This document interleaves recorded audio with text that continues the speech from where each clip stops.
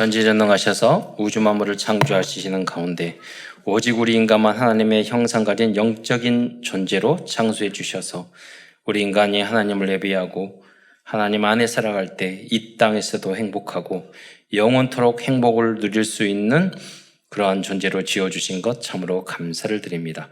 그러나 첫 인간이 어리석어 불신앙하고 불순종하고 사단에게 속아 죄를 짓고 그 후로 모든 인간이 이 땅에 떨어져서 5만 가지 고통을 당하다가 지옥에 갈 수밖에 없었는데 오직 하나님이시고 성삼이신 그리스도가 이 땅에 오심으로 말미암아 십자가에 달려주시고 부활하심으로 모든 우리의 죄 문제를 해결해 주시고 이제 누구든지 이 예수님을 그리스도로 영접하는 자는 다시 하나님의 자녀된 신분과 권세를 회복할 뿐만 아니라 이제 땅끝까지 이 복음을 증거할 수 있는 특권까지 주신 것 참으로 감사를 드립니다.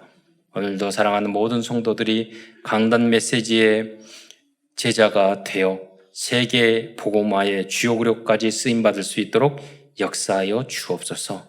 하나님 말씀을 통하여 오늘도 위로를 받고 치유를 받으며 힘을 얻을 뿐만 아니라 이제 이 복음을 위하여 생명걸 헌신을 할 이유를 발견하는 은혜의 시간이 될 수 있도록 역사하여 주옵소서. 오늘 말씀을 통해서 응답과 해답을 얻으며 하나님이 나에게 주신 절대 미션도 발견하는 축복된 시간이 될 수 있도록 역사하옵소서. 그리스도의 신 예수님의 이름으로 감사하며 기도드리옵나이다. 오늘은 지지난주에 이어서 오늘도 잠언에 담긴 하나님 말씀을 증거하고자 합니다. 잠언을 기록한 그 사람은 앞부분은 대부분 솔로몬이 지었다고 했습니다. 근데 솔로몬이란 이름의 뜻은 평강, 평화라고 그랬죠. 그러니까 솔로몬은 아주 인류 역사상 최고로 지혜로운 왕이었는데 그러나 솔로몬은 또 인생 마지막 후반기에 가서는 또 실패하지요. 그래서 솔로몬은 그리스도를 평강의 왕이신 그리스도를 상징하지만 솔로몬은 그리스도는 아니라는 거죠. 그래서 우리는 솔로몬이 하나님의 성령 감동을 통해서 또 인생의 시행착오를 통해서 깨달은 바 그 잠언의 말씀은 우리가 붙잡되 또 솔로몬의 잘못한 부분에 대해서는 우리가 미리 교훈을 받아야 된다 하는 거죠. 그래서 솔로몬은 아주 지혜로운 존재였지만 그리스도는 아니다 하는 그런 것이고 다윗을 통해서 다윗도 그리스도를 상징하고 있죠. 그러나 다윗을 통해서 솔로몬을 통해서 완벽한 하나님의 나라는 이 땅에 이루어지지 않았어요. 그 누구도 그 어떤 대통령도 그 어떤 왕도 이 땅에 하나님의 나라를 이룰 수가 없어요. 누가 하나님의 나라를 이루느냐? 예수님이 주인이 된 사람을 통해서.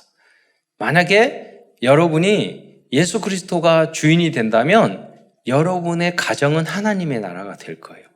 그렇게 해야 돼요. 어떤 분은 교회만 다니면서 예수님을 믿는데 가정을 자꾸 지옥으로 만드시는 분들이 있어. 그 아직 영적으로 성장하지 않았기 때문에 그렇죠. 그래서 구원은 받았는데 아직 어려. 이제 어린 아이는 제 집안에 물건도 부시기도 하고 어지럽히기도 하고 그렇잖아요. 생명은 부모님의 자녀야. 아직 어리니까 자꾸 사고를 치잖아요. 근데 우리도 그런 영적인 상태를 가질 수 있어요. 아직 어리면 영적으로 성장하지 않으면 하나님의 자녀는 맞는데 조금 부족할 때가 있죠. 그래서 우리는 예수님과 그리스도의 장성한 분량대로 우리는 계속 성장해야 돼요. 그런데 육적인 성장과 영적인 성장은 차이점이 있어요. 뭐냐면 영적인 성장은 1살, 2살, 3살 세월이 필요해요. 그런데 영적인 성장은 거듭나는 거예요. 깨달으면 오늘 나중된 자가 먼저 될 수도 있어요. 그러니까 3, 40년 믿는 사람들도 오늘 믿었는데 더 잘 믿는 사람이 있다니까요. 왜? 성령이 역사하니까, 깨달음을 주니까. 그러니까 영적인 성장은 순간에 일어날 수도 있어요. 그래서 반대로 말을 하면 어떤 분은 10년, 20년이 가도 거듭나지 않고 변화되지 않고 성장이 없는 분들이 있어요. 그러니까 그런 경우는 영적인 장애를 가지고 있는 거예요. 그래서 오늘 잠언 31장을 오늘 본문으로 그랬잖아요. 나왔는데 보면 현숙한 31장 여중직자에 대한 말씀이 나오고 있어요. 그러니까 이 여인은 그리스도의 지혜와 지식이 충만하여 그 지역을 복음화시키고 가정을 믿음으로 세운 전문 여성 산업인이에요. 그러니까 잠언 31장 10절부터 그 뒷부분은 잠언의 마지막 결론인데, 이 현숙한 여인은 어떤 인물이냐면 앞에 나와 있는 솔로몬이 말한 모든 잠언의 말씀을 나의 것으로 만들어서 현장에 세워진 그런 사명자예요. 말씀을 실현한 인물이죠. 그래서 우리도 그렇게 돼야 된다 하는 거죠. 그런데 그분이 어떤 분이냐면 여자예요. 여자. 여러분, 잠언은 거의 3,000년 전에 쓰여진 내용이에요. 근데 잠언 31장 내용에 보면은 21세기 현대판 캐리어 우먼 같아요. 그리고 이 슈퍼 우먼이야. 그야말로. 저희 어머니가 어린이집 원장을 오랫동안 하셨는데 그 중에 최고의 제자가 있었어요. 근데 이제 결혼한 사람은 경찰이었는데 정말 가난하게 이렇게 둘이, 그때 당시 경찰 월급도 많지 않았거든요. 나중에는 그 지역의 리더자가 됐어요. 근데 뭐냐면 그분은 정말 슈퍼우먼이야. 인간관계도 잘하고 사업도 잘하고 강의도 잘하고 만들기도 잘하고 그래서 부지런하고 이제 제자 한번 키웠다 그러면서 항상 저희 어머니한테 배웠다 막 이렇게. 우리 어머니도 보통 분이 아닌데 살림은 좀 못했어요. 근데 그분은 이 손이 커. 항상 만날 때 보면은 시장에서 이렇게 뼈 있잖아요. 뼈, 고기, 그 적게 장사 안 해. 이게 한꺼번에 해가지고 가보면은요, 진수성찬. 아니, 어떻게 그렇게 바쁜데 이걸 다 하냐고. 뭐가 어려운데. 우리 권사님 중에서, 장로님에서 그런 분들이 있어. 막 교회에서 김장하고 뭐하고. 우리 몇백 명 식사 만들면 어렵잖아요. 그런데 요새 21세기에 우리 여인분들은 이제 음식 만든 거 이렇게 어려워 하잖아요. 그래, 힘들어서 구역별로 그 식사하는 거 그것도 힘들어가지고 어떤 분 하고 안 하고. 그래서 우리 식상 밥 먹는 거 때려쳤잖아요. 점심 때려치고. 그래서 시대가 그렇게 바뀌었어. 그런데 우리 장로님이 그래요. 아니 그게 뭐가 어렵다고 그러냐고. 그러니까 내가 말해서 장로님 시대하고 달라요. 장로님은 200명 300명 그거 쉽게 하고 교회 봉사한 거 기쁘게 하는데 지금은 좀 시대가 달라져서 그거 어렵다고 해요. 많이. 제가 그렇게 말하기도 했는데 사실은 그게 정상이라. 정상. 그렇잖아요. 헌신하고 봉사하는데 뭐가 어려워요. 이게 어렵다, 저게 어렵다, 저게 힘들다. 그게 우리가 영적인 힘이 없기 때문에 그래요. 아직 체질이 그래서 마귀한테 우리가 당하고 속고 있는 거예요. 그래서 원래의 모습으로 우리가 회복되는 게 바로 영적인 충만이고 성령 충만인 줄 믿으시기 바랍니다. 아마 그 아담은 아마 몸짱이었을 거예요. 그러잖아요. 그 시스펙도 있었고, 또 하와는 그냥 화장 안 해도 가장 예뻤을 거예요. 그 모습이에요. 근데 하나님을 떠남으로 말미암아 우리의 지적인 것, 아름다운 것, 모든 것을 잃어버린 거예요. 반대로 우리의 영혼이 회복되면은요, 다 회복되게 돼 있어요. 그걸 믿으시기를 축원드리겠습니다. 내 영혼이 잘된 것 같이 범사에 잘되고 강건하기를 나누라. 영혼에 잘되는 방법이 하나님 말씀과 기도잖아요.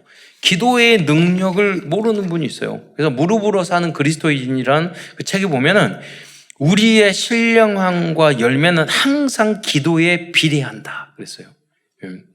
기도한 것은 다 여러분, 어떤 분은 이것 때문에 저것 때문에 이것이 어려워요, 주력이 어려워요. 근데 마음으로 기도하겠다는 생각은 항상 해요. 근데 정작 기도했냐고요? 내 자녀가 문제가 있어. 기도했냐고요? 내 사업에 문제가 있어. 기도해봤냐고요? 내 남편 아내가 문제 있어. 기도해봤냐고요? 우리 교회에 기도가 있어. 나에게 어떤 문제가 있어. 정말 진정으로 하나님 앞에 기도해봤냐고요? 안 했어, 대부분. 거의. 예. 그러니까 여러분 진실하게 기도하면요, 응답 받느라고 바빠요. 그 진실한 한 번의 기도를 우리가 안 한다니까요. 그런데 여기에 나오는 이 여인은 달랐습니다. 하나님의 말씀을 그대로 실천했던 모델적인 인물이었습니다.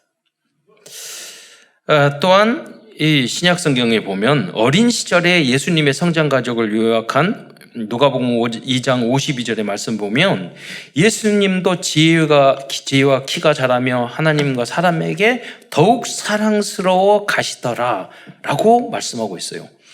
예수 그리스도의 성장 과정은 우리 인간들이 어떠한 모습으로 자라야 하는지를 모델적으로 보여주는 그런 내용이에요.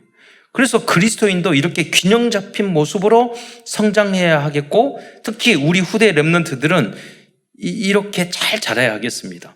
그러니까 여러분이 지혜롭게 봤을 때, 야, 참 쟤는 지혜롭다. 아, 쟤는 참 예쁘다. 쟤는 잘 자라고 있네. 그 칭찬받을 수 있어야 돼요. 예수님이 그랬어요. 그래서 이러한 시스템을 세팅하는 것이 바로 RUTC 운동이에요. 많이 필요 없어요. 단 한두 명만 나와도 돼요. 성경에 보세요. 어떤 분들은요, 복음 다 전하려고 그래요. 그럴 필요 없다니까요. 성경에 보세요. 시대를 바꾸는 분은 많은 사람이 아니에요. 요셉 한 사람, 모세 한 사람, 다니엘과 사드락과 메삭과 아벳느고, 에스더 한 사람. 바로 그 사람이 여러분이 되시기를 축원드리겠습니다. 바로 그 한 사람이 여러분의 자녀가 되시기를 축원드리겠습니다. 예. 내가 직접 하려면 힘들어. 그러니까 하나님, 나는 우리 자녀에게 양보하겠습니다. 그래가지고 맡기면 돼. 잠언의 말씀은 우리 인간들이 하나님 앞에서 그리고 사람들 앞에서 지혜롭게 살아가는 구체적인 방법을 알려주고 있습니다. 이렇게 살아간다면 우리도 예수 그리스도처럼 하나님과 사람들에게 사랑과 칭찬을 받는 70인 제자가 될 것입니다. 예. 그래서 여러분, 빛을 발하면 된다니까요. 막 전도할 필요도 없어요. 제가 운동하러 갔는데 그 체육관 관장이 있어요. 오늘 운동할 때 보통 음악을 막 팝송 틀고 그런 음악 틀잖아요. 근데 엊그제를 갔더니 운동을 하는데 찬양이 틀어나와. 그러니까 자기가 내가 목사님 운동하니까 한 곡 넣은 것 같아. 그래가지고 그래 찬양이 막 틀어나와서 찬양하고 운동하고 잘 안 맞더라고요. 그래서 생각이 들었어요. 많은 생각이 들었어요. 저분님 그러면서 거기 운동하는 사람 목사님이셔 이렇게 말을 하잖아요. 예. 그러니까 현장에서 우리가 작은 것을 빛을 발하고 기도해주고 그러면 되는 거예요. 도움을 주고. 그러면 여러분 안다니까요. 그게 그리스도의 빛이요 향기예요. 근데 막 전도하는데 사람이 이상해. 그러면요 안 하는 게 훨씬 하나님 나라에 도움이 돼요. 진짜 전도는 힘들고 어렵게 하는 게 아니에요. 여러분 삶 속에서 우러나는 거예요. 자연스럽게.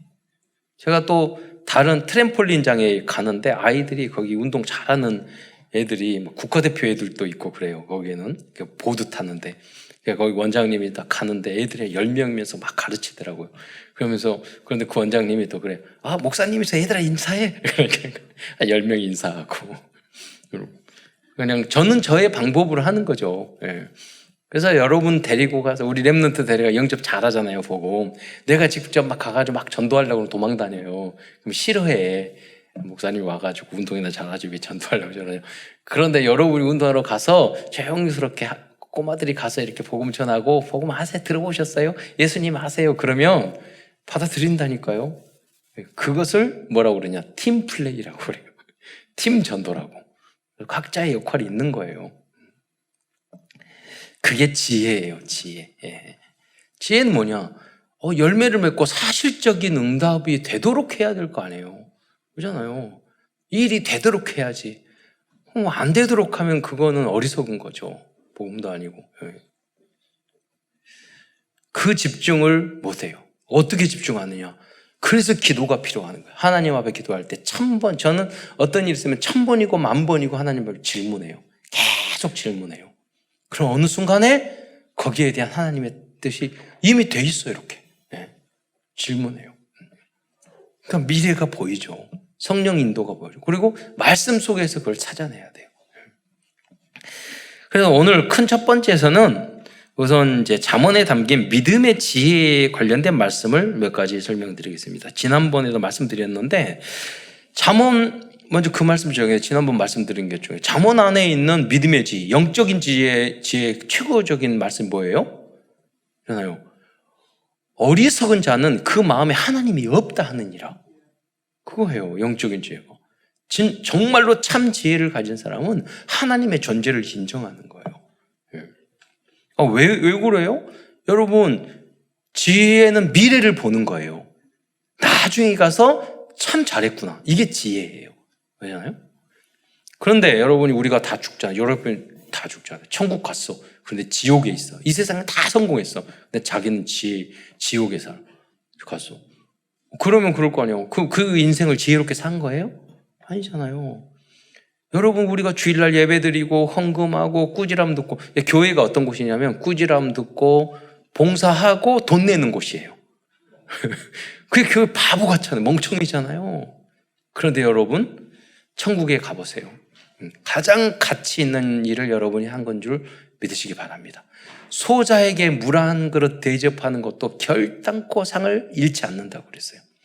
여러분이 그런데 하물며 예배 드리고 여러분이 주일학교하고 찬양하고, 예. 오늘은 찬양하는 줄 알았더니 안 하시더라고요.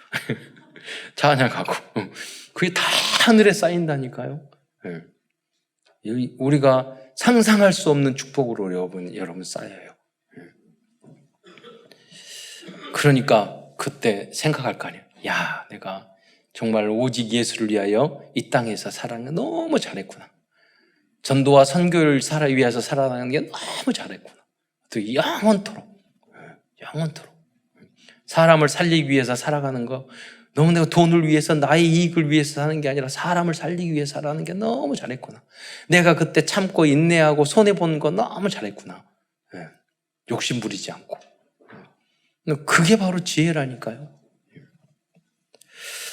그래서 오늘은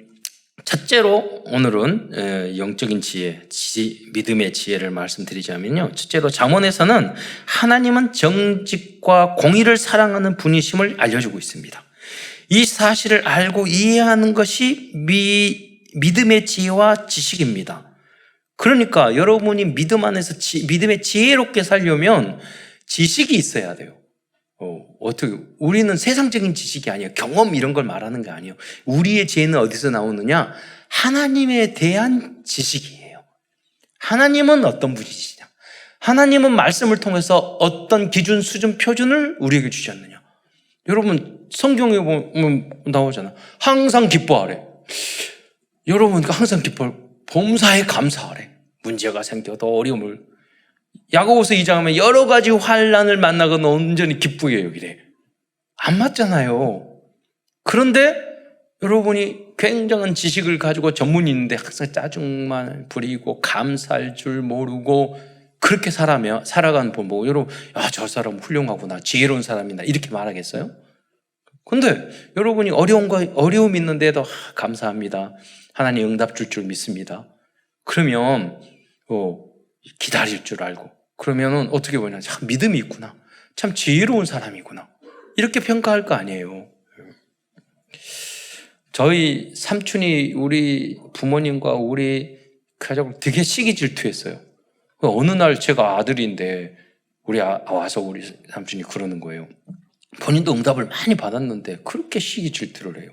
근데 저한테 와서, 야, 예? 너희 아버지는 꾀가 많아. 이렇게 이야기하는 거예요. 그래서 아들한테 아버지 말할 얘기 그렇게 철이 없다니까요.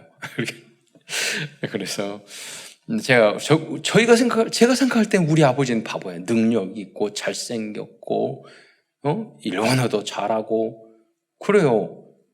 그런데 그냥 어떻게 해버리면 삼촌 죽여버릴 수 있을 것 같은데 안 하는 거야. 예. 그리고 얼마든지 뭔가를 뺏을 수도 있어. 그런데 그렇게 안 하시는 거예요. 제가 우리 아버님한테 그랬어요. 아버지 왜 이렇게 바보같이 그렇게 사시냐고. 그러니까 그랬더니 그런 상황이 있어서 우리 아버님이 그러시더라고요. 나는 내 이익을 생각하면 머리가 딱 멈춰. 그러시더라고요. 저 생각해 보세요. 내 이익 생각할 때 머리 잘 잠게 돌아가는 사람이 지혜로운 사람이에요? 아니, 세월을 생각해 보세요. 나 이익을 나만은 생각했을 때 머리가 멈추는 게 어느 사람이 지혜로운 사람이에요? 세월을 지나가 보세요. 우리는 그렇잖아요. 원수도 사랑하라고. 성경은 그거 있잖아요. 나의 유익을 구하지 마라고 그랬잖아요. 그게 나를 살리는 것이에요. 더 큰 응답과 축복을 받는 길이에요. 우리는 하나님이 함께 하시기 때문에 그게 할 수 있어요. 그래서 잠언 15장 8절로 9절에 보면은요, 우리는 하나님이 어떤 분이신가를 알아야 되는 거예요. 하나님은 전지전능하신 분인 줄 믿으시기 바랍니다. 하나님이 뭐를 좋아하고 싫어하신지를 아는 것이 그 지식, 하나님을 아는 그 지식으로 바탕으로 해서 우리가 선택하는 것이 우리는 참된 지혜로운 사람이 되는 길이에요. 우리의 방법. 근데 여기서 뭐라고 그랬어요? 15장 8절에 보면 악인의 제사는 여호와께 미워하여도 그랬어요. 우리는 제사는요 귀신에게 드리는 거라고 말했어요. 그렇잖아요. 여러분 우리 조상의 신이 내려와서 그 제사 밥을 먹는 게 아니에요. 그렇잖아요. 여기 보면 여호와께서 미워하신다고 그랬어요. 그러니까 점치고 제사 지내고 우상 숭배하는 것 어리석은 짓이에요. 왜? 하나님이 창조주 전지전능하신 하나님이 싫어하신 일을 해. 그러잖아요. 대통령이 싫어하는 일을 해도 어리석고 사장님이 싫어하는 짓을 해. 그럼 멍청한 놈. 그럴 거 아니에요. 우리는 뭐냐? 하나님이 기뻐하신 일을 선택하는 여러분이 되시기를 축원드리겠습니다. 왜? 그게 지혜로운 일이에요. 그리고 정직한 자의 기도는 그가 기뻐하시니라. 정직하기만 해도 여러분 성공해요. 여러분 회사 취직했는데 무엇을 맡겼어. 그런데 돈 빼돌리고 거짓말하고 막 이래요. 그 사람에게 큰 거 맡기겠어요? 그렇잖아요. 정직하기만 해도 여러분은 축복을 받아요. 진실하기만 해도. 왜? 다 거짓말하니까. 다 빼돌리니까. 15장 9절에 보면 악인의 길은 여호와께서 미워하셔도 공의를 따르는 자는 그가 사랑하시니라. 그래서 어떤 일을 하든지 우리가 내 이익만 중요하지만 합리적으로 전체적인 바른 선택을 할 수 있도록 우리 생각해야 돼요. 우리는 그런 모습이 아니지만 하나님은 공평하고 공의로운 것을 기뻐하시는 분이야. 그러니까 우리는 세상 사람들은 이익 따라가지만 많은 사람이 그쪽으로 가지만 우리는 공의로운 길을, 정직한 길을 선택하는 거예요. 나중에 세월이 지나면 그 사람을 어떻게 평가하느냐? 참 지혜로운 사람이었다고 평가해요. 지혜롭게 인생을 살았구나. 그렇게 평가를 받게 돼 있어요. 두 번째, 믿음의 지혜를 가진 사람은 여호와를 경외하고 예배하는 것을 1순위로 정하는 사람입니다. 돈을 목표로 살지 않습니다. 잠언 15장 16절에 보면은 가산이 적어도 여호와를 경외하는 것이 크게 부하고 번뇌하는 것보다 나으니라 라고 말씀하고 있어요. 그러니까 여러분 하나님이 여러분 가난하게 살라 그런 말 아니에요. 그 부자로 살 수 있으면 살 수 있죠. 그러나 다 이 세상에 부자로만 살 수는 없잖아요. 하나님 계획 따라 우리가 경제적으로 어렵게 살 수도 있잖아요. 중요한 것은 그게 기준이 돼서는 안 된다는 거예요. 여러분이 만약에 마음속에요, 돈을 벌어야지. 돈이 중요해. 돈이 필요해. 이러면 여러분 망하는 길로 가는 거예요. 예, 망하는 거예요. 사단이 파놓은 올무틀 함정으로 여러분 빠지는 거예요. 인생 자체가 완전히 파괴되는 거예요. 그 길을 가는 거예요. 내가 열심히 일을 해야지. 성실하게 살아야지. 나의 전문성을 키워야지. 그럼 나머지는 따라오는 거예요. 돈 벌어야지. 그러면 비트코인 해야 돼. 주식 해야 돼. 다 날려. 투기해야 돼. 영혼이 피폐해져요. 네. 아파트값 떨어지면은요, 고통을 당해야 돼요. 네. 그래서 제가 마약 대치 운동본부에서 그 상담을 마약 한 사람을 했잖아요. 그래서 그 사람들은 뭐냐면 돈, 이익, 그게 다 삼위일체야. 나밖에 모르고 그건 나를 위해서 돈 해야 되고 이익을 취해야 되고 그렇게 살다 보니까 형제, 자매, 자녀, 부인, 사회 아무것도 안 보여요. 돈만. 그런데 모두 다 말했잖아요. 자살 경력이 2-3번씩 있다고. 행복하냐? 아니에요. 완전한 파멸의 길로 가는 거예요. 그게 뭐냐면 당연성, 필연성, 절대성이에요. 네. 세 번째, 하나님은 우리를 지켜주시는 방패시라고 말씀하고 있어요. 영적인 지혜가 있는 사람은 항상 이 사실을 잊지 않고 살아가는 겁니다. 잠언 30장 5절에 보면 하나님의 말씀은 다 순전하며 하나님은 그를 의지하는 자의 방패시니라 라고 말씀하고 있습니다. 이 말씀이 바로 위드 임마누엘 원니스예요. 하나님이 나의 산성이고 하나님의 나의 방패이기 때문에 내가 비굴할 필요가 없어요. 그렇잖아요. 내가 기가 죽을 필요도 없어요. 그렇잖아요. 그런 사람이 진정으로 겸손할 수도 있어요. 그럼 하나님이 나를 지켜주신 자니까. 네. 또한 잠언 30장 8절에 9절에 보면 아굴이라는 사람은 지혜로운 고백의 기도를 하고 있습니다. 우리는 이러한 믿음의 지혜가 필요하겠습니다. 잠언 30장 8절로 9절 말씀을 다 함께 우리 자막을 통해서 읽어보도록 하겠습니다. 시작. 곧 헛된 것과 거짓말을 내게서 멀리 하옵시며 나를 가난하게도 마옵시고 부하게도 마옵시고 오직 필요한 양식으로 나를 먹이시옵소서. 혹 내가 배불러서 하나님을 모른다 여호와가 누구냐 할까 하오며 혹 내가 가난하여 도둑질하고 내 하나님의 이름을 욕되게 할까 두려워함이니이다. 이 기도는 인간들의 현실과 한계를 잘 이해한 기도라고 볼 수 있습니다. 그리스도인들이 자신의 믿음의 수준을 아는 것도 지혜라고 볼 수 있습니다. 그러니까 말하기를 나를 가난하게도 마옵시고 부하게도 마옵소서.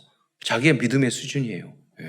그러나 믿음의 서밋은 우리가 목표로 하는 믿음의 서밋은 가난해도 감사할 수 있고 부자가 되어도 겸손하게 헌신할 줄 아는 제자들입니다. 저희 어머니가 항상 남을 위해서, 고아들을 위해서, 장애인을 위해서 빚내서 도와주고 그래서 돈 빌리러 다니고 그러니까 어머니 왜 그렇게 빚쟁이 같이 살고 그래요? 막 그러니까. 그래서요, 우리 어머니가 그랬어요. 야, 부채도 자산이야. 그건 어디서 들어가지고. 야, 신용이 없으면 돈도 안 빌려줘. 여러분, 빚이 많이 있다고 여러분 힘들고 어렵고 돈이 없다고 그럽니까? 아니에요. 영적인 힘. 하나님이 나에게 주신 절대 목표가 있다면 그게 아무 문제가 되지는 게 아닌 거예요. 광야로 보내고 포로 생활로 속국구로 노래로 하나님의 계획이 있는 것을 여러분 기도 속에서 발견하면 그 문제가 아니에요. 그런데 여러분이 풍요롭게 엄청난 부자가 됐는데 하나님의 응답이 없어. 어쩌다 보니까 됐어. 그럼 여러분 그게 독이 되는 거예요, 인생에. 여러분 돈이 있어서 돈이 없어서 힘들잖아요. 그러면 돈만 생기면 해결이 돼요. 근데 반대로 돈이 있어서 생긴 문제는요, 해결할 길이 없어요. 저도 말했잖아요. 우리 친척 중에 우리 어머니 사촌 오빠, 우리 육촌 오빠, 몇천억 부자들이 두 집안이 있다고. 그 집안을 봤잖아요. 부모 자식 간의 원수예요. 형제 간에는 물론이고. 예. 아버님 돌아가셨는데 시체 놓고 내 아들이 싸우더라니까요. 아직 묻지도 않았는데. 예. 해결이 안 돼요. 여러분, 그러니까 여러분 자녀들한테는 돈을 물려주지 마세요. 우리 부모님처럼 빚을 밀려주세요. 예. 그러면 형제가 어머니 아빠를 욕하면서 원리스가 돼요. 근데 여러분이 재산 물려주잖아요. 아무리 조금씩 공평하게 줘도 다 섭섭하고 원수돼요. 형제 간에. 예. 그렇게 돼 있어요. 참사랑 RUTC에 헌금하세요. 예. 재산이 있으면. 자녀들한테 재산 물려주면 실력과 능력을 물려줘야지. 믿음의 믿음의 유산을 물려주면 돼요. 그리고 또 우리가 함께가 돼서 전문성을 물려주면 돼요.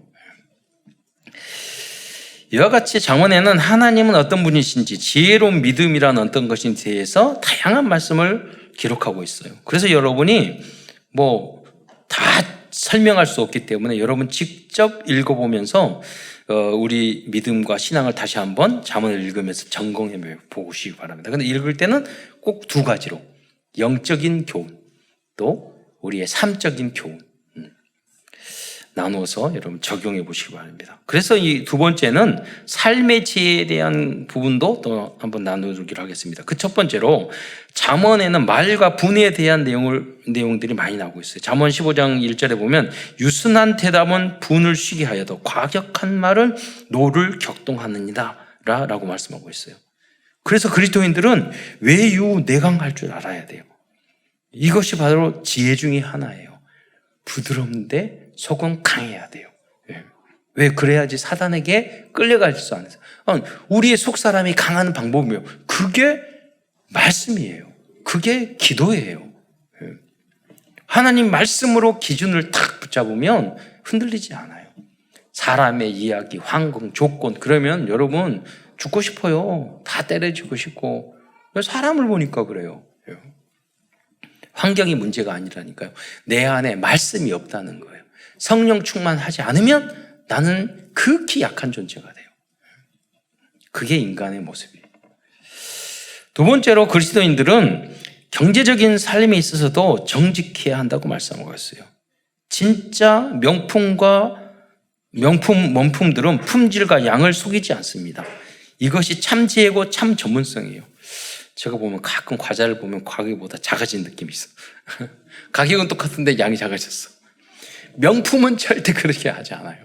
그렇잖아요.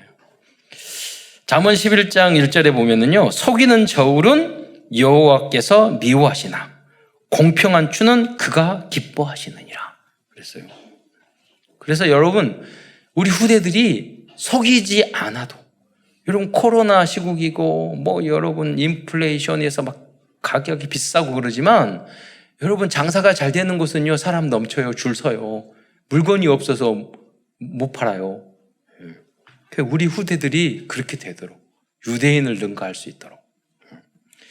세 번째로 지도자가 갖춰야 할 지혜를 지략이라고 표현하고 있습니다. 특히 정치 지도자들은 지략이 있어야 합니다. 우리 한국 같은 경우는 특히 그래요. 강대국들이 딱 옆에 있잖아요. 그 안에서 우리가 어떤 모습을 지혜롭게 어떻게 해야 될 것인가. 지혜가 없으면 안 돼요. 여러분. 잠언 11장 14절을 보면은요, 지략이 없으면 백성이 망하여도 지략이 많으면 평안을 누리느니라 이렇게 말씀하고 있어요. 네 번째는 보증을 서지 말라고 말씀했어요. 잠언 11장 15절에 보면 타인을 위하여 보증된 자는 손해를 당하여도 보증이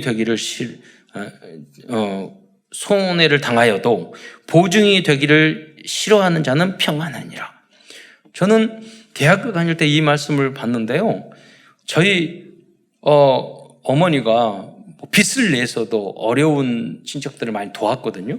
그때 마침 제가 학비를 내야 되는데 고아들은 다 학비를 주는데 저는 학비를 안 주는 거예요. 그래서 못 내는 거예요. 그래서 우리 어머니가 처음으로 그런 이야기를 들었어요. 그 친척에게 학자금 융자하는데 보증 쓰라고 그랬는데 그분이 그렇게 도움을 받았는데 안 해준 거예요.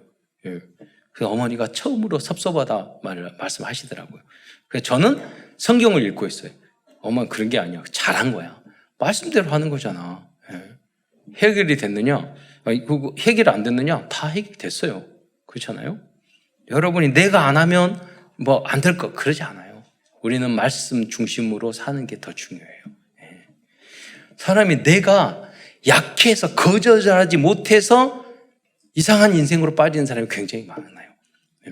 그래서 거절하는 것도 잘해야 돼요. 그게 지혜예요, 지혜. 거절을 잘 할 수 있어야 돼요. 어느 거죠. 끌려다니면 나중에 마귀한테 끌려다녀요.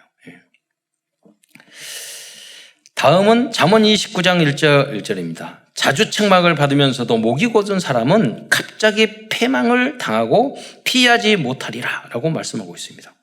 그래서 책망을 받으면 여러분 바로 고치는 사람이 지혜로운 사람입니다. 그리고 지혜로운 사람일수록 미리 책망받을 행동을 하지 않습니다. 그뿐만 아니라 책망을 자주 받아도 고치지 않으면 목이 곧은 사람이 되는 경우가 많습니다. 그런 사람은 갑자기 패망하게 된다는 것입니다. 그래서 여러분이 가장 좋은 방법은 뭐냐면 부모님이 말씀하더라도 여러분이 꾸지람을 들으면 기분 나빠요. 사이 안 좋아요. 안 좋아요. 그러니까 여러분 성경을 읽으면서 내가 미리 고치면 돼. 그리고 그게 안 된다. 성경을 안 된다. 그럼 그래서 강단 말씀이 중요한 거예요. 강단 말씀을 듣고 여러분 미리 붙잡고 미리 알아서 고치면 우리 부인이 잔소리하고 우리 남편이 잔소리하고 다 싫어해요. 그런 말을 하지 마세요. 기도만 해주면 돼요. 그러니까 여러분 가장 좋은 방법이냐. 그래서 강단 메시지가 너무너무 중요한 거예요. 여기서 모든 답을 얻어야지. 그래서 사람들에게 잔소리를 안 듣죠. 칭찬만 듣는 여러분이 되시기를 축원드리겠습니다. 다음은 잠언 30장 10절 말씀입니다. 너는 종을 그의 상전에게 비방하지 말라. 그가 너를 저주하겠고 너는 죄책을 당할까 두려우니라. 나무 일에 간섭해요. 그렇잖아요. 이 말씀은 인간관계에 대한 9가지 포인트를 말씀하고 있다고 볼 수 있습니다. 9가지 포인트는 높이, 깊이, 넓이, 위, 아래, 옆, 과거, 현재, 미래입니다. 즉 인간관계를 잘하는 것이 지혜입니다. 빛이 있어야지 그게 보이죠. 또한 잠언 30장 33절에 보면은요, 대저 젖을 저으면 엉긴 젖이 되고 코를 비트면 피가 나는 것 같이 노를 격동하면 다툼이 남이니라 라고 말씀하고 있어요. 지혜로운 하나님의 자녀들은 다툼을 일으키는 사람이 아니고 화평케 하는 사람입니다. 이러한 사람이 70인 제자로 지속적으로 쓰임 받을 수 있습니다. 내 의견을 주장하고 그렇잖아요. 남을 기분 나쁜 소리 하고 상처 주고 그러면요 다른 건 돼도 그 지교의 말씀 운동이 지교회가 지속될 수 없어요. 70인 제자로 쓰임 받을 수 없어요. 내 감정대로 다 하고. 잠언 그리고 마지막 장인 또 마지막으로 31장 10절로 31절에는 현숙한 여인에 대하여 말씀하고 있어요. 여기에 기록된 현숙한 여인은 잠언 전체의 말씀과 복음이 각인뿌리 체질되고 삶으로 나타난 모델적인 그런 모습으로 보여주고 있어요. 그 내용을 제가 읽으면서 설명을 드리겠는데 자막으로 띄워두시고 그러니까 모델이에요. 현숙한 여인, 슈퍼우먼, 70인 제자. 그것을 잠언 마지막 장에 정리해 놓은 거죠. 그래서 잠언 31장 10절에 보면은 누가 현숙한 여인을 찾아 얻겠나 그의 값은 진주보다 더 아니라 그렇잖아요. 우리 참사랑교회 여자 렘넌트들은 다 이렇게 현숙한 여인이 되시기를 축원드리겠습니다. 뭐 여인이라고 그랬으니까 남자 렘넌트는 난 안 해도 되겠구나 그건 아니에요. 예, 남자 표현하기를 이렇게 했죠. 31장 11절에 보면 그런 자의 남편의 마음은 그를 믿나니 산업이 핍절하지 않으며 이 여인은 영산업인이에요. 몇천 년 전에 기록했는데 자문이 적었는데 오늘날 21세기에 그 커리어 우먼 같이 썼다니까요. 슈퍼 우먼. 사실 그런 자는 살아있는 동안에 그의 남편에게 선을 행하고 악을 행하지 아니하느니라. 믿음. 남편이 잘하고 못하고를 떠나서 지혜롭게 선만 행하는 여인들이 있어요. 남자들은 다 바보 온달이라니까요. 그 여러분께서 평강공주처럼 바보 남자를 지혜로운 믿음의 중직자로 만드셔야 돼요. 왜 그러나? 왜 여자만 그래야 돼요? 남자는 원래 만들었는데 좀 부족해가지고 두 번째 여자를 더 잘 만들었어. 그러니까요. 하와를. 그러니까 여자들이 더 나아. 13절에 보면 그는 양털과 삶을 구하여 부지런히 손으로 일하며 부지런함. 14절에 보면 상인의 배와 같이 먼 데서 장식을 가져오며 이거 무역까지 했어요. 이 여인은. 대단한 여인이야. 밤이 새기 전에 일어나 자기 집안 사람들에게 음식을 나누어 주며 성실하게 집안일을 하고 여종들에게 일을 청하여 맡기며 관리의 능력도 있고 밭을 살펴보고 사며 저희 어머니가 땅을 많이 샀거든요. 사회복지기관 다 기부해서 그렇지. 부흥회에 가가지고 땅 사라고 그랬다고 성경에 보면 땅의 축복을 받았다고 그래가지고 땅을 막 사셨어. 기부를 하지 말았어야 되는데. 자기의 손으로 본 것을 가지고 포도원을 일구며 사업을 계속 확정한 거예요. 힘있게 허리를 묶으며 자기 팔을 강하게 하며. 여러분 일이나 이런 게 많으면은요 힘 빠져요. 어려워요. 그러니까 자기를 힘있게 해야 되는 거예요. 스스로. 이게 인내예요. 인내. 또 18절에 보면 자기의 장사가 잘 되는 줄을 깨닫고 밤에 등불을 끄지 아니하며 경영 능력과 책임감. 20절에 보면 그는 공고한 자에게 손을 펴며 궁핍한 자를 위하여 손을 내밀며 구제와 봉사를 의미하는 거예요. 그런 여인이었어요. 자기 집 사람들은 다 홍색 옷을 입었으므로 눈이 와도 그는 자기 집 사람들을 위하여 염려하지 아니하며 집안 사람들도 다 풍요롭게. 또 22절에 보면 그는 자기를 위하여 아름다운 이불을 지으며 세마포와 자색옷을 입으며 자신도 풍요롭고 행복하게. 어떤 분들은 열심히 일하는데 자기는 항상 불행해 보여. 누가 그렇게 하라고 했냐고. 하지 말고 때리지. 자기도 내가 살아야지 다른 사람들 행복하게, 내가 행복해 다른 사람들 행복하게 해주죠. 또 23절에는 그 남편은 그 땅의 장로들과 함께 성문에 앉으며 사람들의 인정을 받으며. 그러니까 남편을 믿음으로 중직자로 만든 믿음의 여인이었어요.